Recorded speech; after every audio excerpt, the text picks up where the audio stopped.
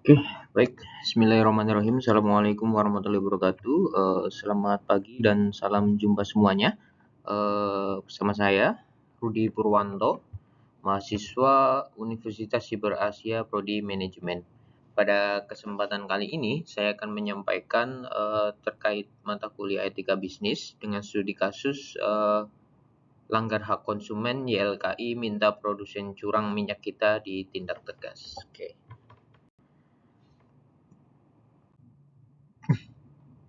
Oke, untuk analisis kasus minyak kita berdasarkan perspektif etika bisnis, berdasarkan berita yang tertera pada sumber Metro TV tentang dugaan kecurangan minyak kita, ditemukan bahwa produk yang seharusnya berisi 1 liter ternyata hanya berisi sekitar 750 liter. Selain itu, terdapat juga pelanggaran administratif seperti izin edar, kemudian sertifikasi, dan ketidaksesuaian standar produk. YLKI menilai tindakan tersebut sebagai pelanggaran hak konsumen dan pemerintah memberikan sanksi yang tegas. Ada beberapa poin yang akan saya sampaikan pada kesempatan kali ini. Ada 6 poin utamanya. Yang pertama adalah prinsip etika bisnis yang dilanggar dari studi kasus tersebut. Kemudian yang kedua, apa yang boleh dilakukan oleh pengusaha dan yang tidak boleh dilakukan oleh pengusaha. Kemudian hak dan tindakan yang harus dilakukan oleh konsumen. Yang kelima, apa yang harus dilakukan oleh pemerintah sebagai regulator, dan yang terakhir adalah kesimpulan. Oke, kita masuk ke pembahasan yang pertama. Prinsip-prinsip etika bisnis apa saja yang dilanggar oleh minyak kita ya. Di sini saya menyimpulkan ada 4 item pelanggaran. Yang pertama adalah prinsip kejujuran atau honesty, yaitu pelaku usaha ini wajib sebenarnya memberikan informasi yang benar mengenai produk yang dijual. Tetapi aktualnya label kemasan tertulis 1 liter tetapi isinya hanya 750 liter. Tentunya konsumen membayar harga untuk 1 liter tetapi dia hanya menerima lebih sedikit seperti itu ya. Tentu ini melanggar prinsip kejujuran, itu yang pertama. Kemudian yang kedua juga melanggar prinsip keadilan atau fairness. Dalam etika bisnis, penjual dan pembeli harus sama-sama memperoleh hak dan juga kewajiban secara seimbang gitu ya. Kemudian jenis pelanggarannya di studi kasus ini, produsen memperoleh keuntungan lebih besar, tetapi konsumen juga mengalami kerugian yang ekonomi yang cukup besar sebenarnya, hampir 250 liter yang hilang seperti itu. Kemudian yang ketiga ada prinsip tanggung jawab atau responsibility. Perusahaan harus bertanggung jawab atas kualitas, keamanan, dan juga kesesuaian dari produk itu. Tetapi aktualnya adalah produk itu tidak sesuai dengan spesifikasi yang dijanjikan. Dugaannya tidak memenuhi ketentuan izin dan juga standar yang berlaku. Kemudian prinsip etika bisnis yang dilanggar terakhir yaitu adalah prinsip integritas dan juga transparansi. Perusahaan wajib menjalankan bisnis secara terbuka dan dapat dipercaya, tetapi aktualnya adalah informasi pada kemasan tidak sesuai dengan kondisi yang sebenarnya. Tentunya ini bisa menurunkan kepercayaan masyarakat terhadap produk kebutuhan pokok tersebut. Oke, itu merupakan prinsip-prinsip etika bisnis yang dilanggar di dalam studi kasus minyak kita ya. Kemudian kita masuk ke poin pembahasan kedua. Apa yang boleh dilakukan oleh pengusaha? Di sini menurut etika bisnis dan peraturan perlindungan konsumen, pelaku itu boleh yang pertama tentunya boleh melakukan mencari keuntungan secara wajar. Kemudian yang kedua melakukan promosi secara jujur. Tentunya ini juga hal yang sangat penting gitu ya. Kemudian yang ketiga ini menentukan strategi bisnis yang tidak merugikan konsumen. Seperti hal yang tadi kan sebenarnya sangat merugikan bagi konsumen seperti itu. Kemudian yang keempat adalah memasarkan produk sesuai standar mutu yang telah ditentukan.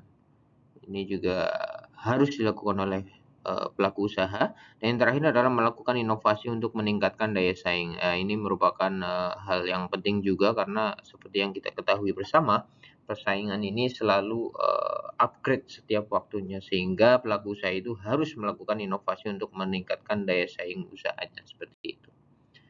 Oke, itu merupakan poin-poin pembahasan yang kedua. Kita masuk ke item pembahasan yang ketiga. Apa yang tidak boleh dilakukan oleh pengusaha? Jadi itemnya tentunya sangat banyak gitu ya, tapi saya coba merangkum beberapa poin. Pelaku usaha itu tidak boleh melakukan, yang pertama adalah mengurangi isi produk tanpa pemberitahuan. Jadi dia harus apa ya namanya itu, memberikan apa yang sudah dijanjikan atau diberitahukan di dalam informasi seperti itu ya. Jadi sama sekali tidak boleh mengurangi isi produk seperti yang studi kasus tadi kan, dia memberitahukan produknya 1 liter, tetapi yang diberikan kepada konsumen hanya 750 mililiter seperti itu. Memberikan informasi yang menyesatkan ini juga tidak boleh dilakukan oleh seorang pelaku usaha. Kemudian memasukkan izin atau dokumen usaha, tentunya ini sangat penting, sangat tidak boleh dilanggar. Kemudian yang keempat adalah menjual produk yang tidak memenuhi standar, ya pasti ya, produk yang tidak memenuhi standar mutu harusnya tidak boleh sampai lolos ke dalam market atau pasar. Kemudian yang kelima adalah menimbun barang untuk memperoleh keuntungan yang tidak wajar. Ya, ini juga tidak boleh dilakukan oleh pengusaha ya, seperti yang kita ketahui bersama kan sekarang ada isu terkait global ya, terkait minyak khususnya seperti oli dan lain sebagainya. Ini karena kenaikannya tinggi, beberapa pengusaha melakukan penimbunan, ketika harga sudah tinggi baru dilepas. Ini juga hal-hal yang tidak boleh gitu ya. Jadi yang terakhir, menjual produk di atas ketentuan HET juga ini tidak boleh seperti itu. Itu merupakan poin-poin hal yang tidak boleh dilakukan oleh pelaku usaha. Oke, selanjutnya poin pembahasan keempat, hak dan tindakan yang harus dilakukan konsumen. Ini berdasarkan etika bisnis dan Undang-Undang Nomor 8 Tahun 99 tentang perlindungan konsumen. Konsumen ini berhak mendapatkan barang sesuai informasi yang tertera pada kemasan. YLKI juga menegaskan bahwa konsumen ini berhak meminta pertanggungjawaban dan juga ganti rugi terhadap pelaku usaha seperti itu ya. Yang harus dilakukan konsumen ini ada 3 poin. Yang pertama adalah menjadi konsumen yang kritis dan teliti tentunya. Yang kedua, memeriksa kemasan, label dan isi produk apakah ini sesuai atau tidak gitu ya. Nah, ini juga yang poin 3 ini yang sangat penting, tetapi kadang kita lalai gitu ya, yaitu adalah menyimpan bukti pembelian. Ini merupakan hal yang sangat penting ketika kita melakukan klaim gitu ya. Makanya ini sangat penting bagi seorang pembeli, tetapi seringkali kita juga lalai untuk menyimpannya. Kita bisa melaporkan pelanggaran hal-hal tersebut kepada yang pertama ada YLKI, kemudian Dinas Perdagangan, ada juga Badan Perlindungan Konsumen terkait, kepolisian jika memang ditemukan unsur pidana gitu ya. Dan yang terakhir adalah menuntut ganti rugi apabila mengalami kerugian. Tetapi ini semua bisa dilakukan apabila memang bukti kita kuat, terutama terkait menyimpan bukti pembeliannya seperti itu. Yang terakhir adalah tentunya tidak mendukung atau membeli produk-produk yang terbukti melakukan kecurangan seperti itu. Oke, kita lanjut ke poin pembahasan yang kelima. Apa yang harus dilakukan pemerintah sebagai regulator? Dalam perspektif etika bisnis, pemerintah harus memiliki tanggung jawab, yaitu adalah menciptakan pasar yang adil dan juga melindungi masyarakat. Contohnya adalah yang pertama, memperketat pengawasan, ini melakukan inspeksi rutin terhadap produsen dan distributor, kemudian menguji kesesuaian produk ini dengan label kemasan gitu ya. Kemudian yang kedua adalah menegakkan hukum secara tegas seperti memberikan sanksi administratif, menjatuhkan denda, mencabut izin usaha, dan juga yang terakhir adalah memproses pidana jika dilakukan pelanggaran hukum. Kemudian poin C, meningkatkan perlindungan konsumen. Ini bisa dilakukan dengan mempermudah mekanisme pengaduan, menyediakan layanan pengaduan yang tepat dan juga cepat dan transparan seperti itu. Kemudian edukasi publik ini juga bisa dilakukan oleh pemerintah sebagai regulator, memberikan sosialisasi terkait hak-hak konsumen. Yang kedua adalah mengedukasi masyarakat agar mampu mengenali produk-produk yang tidak sesuai standar seperti itu. Kemudian masuk ke poin E, transparansi hasil pengawasan. Ini bisa dilakukan dengan cara mengumumkan hasil pemeriksaan kepada publik secara fair gitu ya. Kemudian yang terakhir adalah memberikan informasi mengenai sanksi yang diberikan kepada pelaku usaha. Ini juga memberikan ketenangan bagi customer seperti itu. Oke, itu merupakan poin-poin kelima dan kita masuk ke poin yang terakhir, kesimpulan. Oke, pada kasus minyak kita merupakan contoh pelanggaran etika bisnis yang sangat serius tentunya karena melanggar prinsip kejujuran, keadilan, tanggung jawab, dan juga transparansi. Ini artinya hampir semua etika bisnis dilanggar oleh minyak kita.